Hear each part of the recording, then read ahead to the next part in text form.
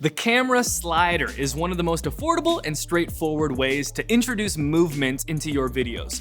Of course, that doesn't mean we can't make it easier and more efficient, and so in this video, I'll share with you 5 tips for getting better looking slider footage. Well, hey there, I'm Brady Shearer from Storytape.com, a cinematic stock footage site that gives you access to unlimited video downloads for one low monthly cost. We publish video production tips and tricks on this channel, so make sure you hit the subscribe button below to get the next video. And if you like this video, make sure you give it a thumbs up as well. It's true, a camera slider was the very first piece of supplementary video gear that I ever owned aside from a tripod. Before gimbals were affordable, before drones were available to consumers, there was the humble slider. My experience is the camera slider is one of the most affordable and straightforward ways to add movement to your videos. So here are 5 tips for making the most of it.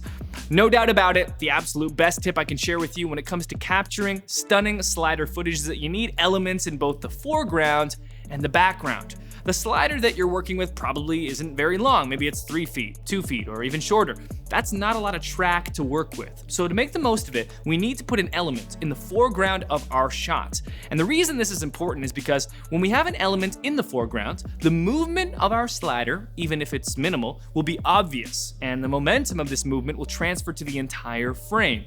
Take a look at this example. Here we have a beautiful shot of downtown Toronto, Canada. The slider we're shooting on, though, it's only a couple of feet long, and considering how far away we are from the skyline, even if we move the full length of the slider track, it's not going to be noticeable in our clip. No problem though, we remedy this by positioning the rail in the foreground of our shot, which illustrates the movement of the slider, and that movement translates to the entire frame. This is the biggest key with camera slider movements, introducing elements in both the foreground and background to make the slide obvious.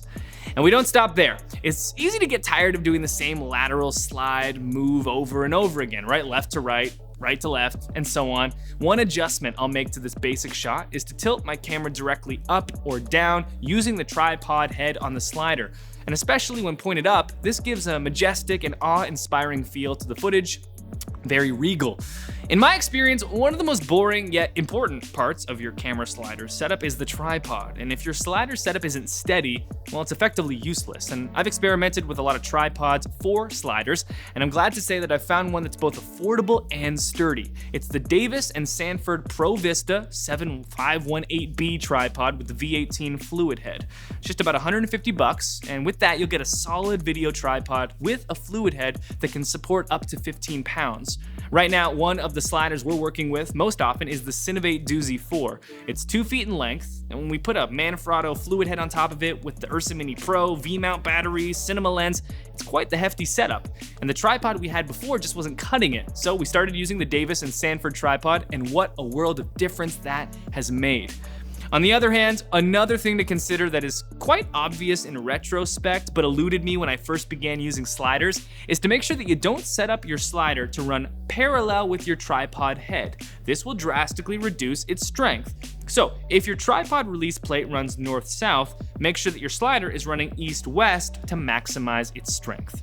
Now, to close this out, let me say that there are plenty of great tutorials online that will show you a myriad of different camera slider movements, and while these aren't bad tutorials by any means, I'm personally an advocate of slow, deliberate, and basic movements. I think a lot of what is being done with sliders feels gimmicky, because at the end of the day, if you're going for smooth cinematic shots, there's really nothing that can replace just a deliberate and basic moving shot. So don't overthink things or feel as though you need to do something elaborate to capture a great looking slider shot.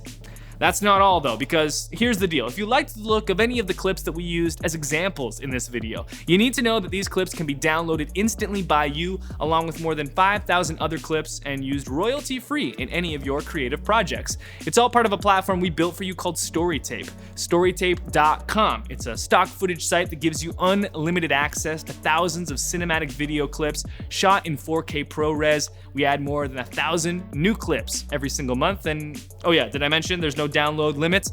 Not only that, but all of our clips are shot in groups that we call scenes. So now you can be the director and pull from dozens of different clips from the same identical scene to craft the perfect narrative for your story. And because there's no download limit, you can always grab the exact number of clips that you need to create the perfect video. So go to storytape.com and check out all that we have to offer. Again, that's storytape.com, where finally you can license unlimited video downloads on a single subscription, including every single video clip you saw in this tutorial. Thanks for watching this video, and I'll see you next time.